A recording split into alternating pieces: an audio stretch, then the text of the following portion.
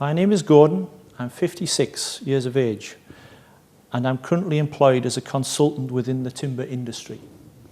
I began my working life at the age of 16 as an apprentice joiner, and by the time I reached 21, at the end of a hard working day, I had severe backache.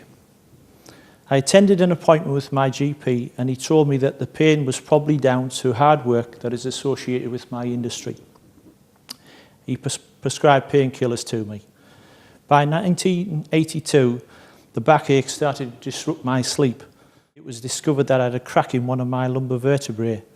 The consultant advised me to find a light job, as this would hopefully ease my back pain.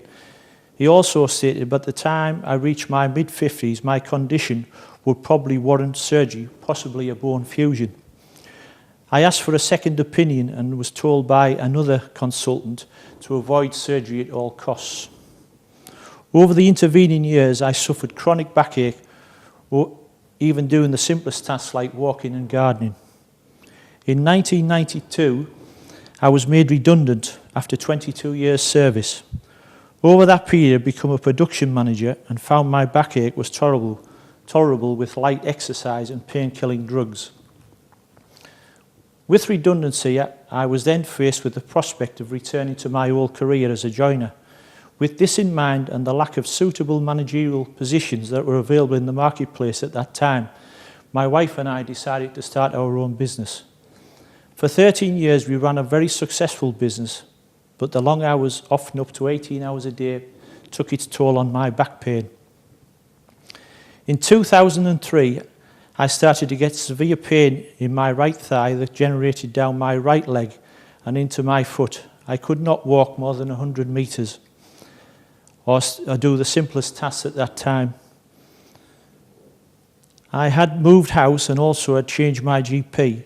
After my first introductory appointment and the discussions with about my long-standing back problem, my GP decided to send me to see Mr. Krishna at North Tees Hospital. After x-rays, Mr. Krishna told me that there was a slight possibility that through radiotherapy and exercise that my condition may improve. But because of the long-standing condition, he thought the best way forward was for me to have an interbody fusion that would release the trapped nerve that was causing my back and leg pain.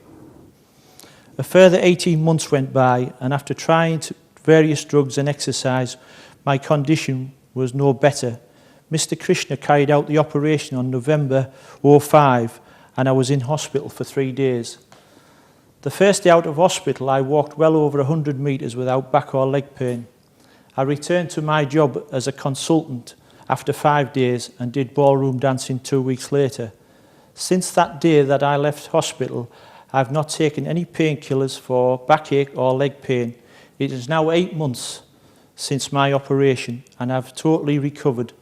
I followed exercises and physiotherapy routines that were prescribed to me at the time, and I still continue with those to this present day.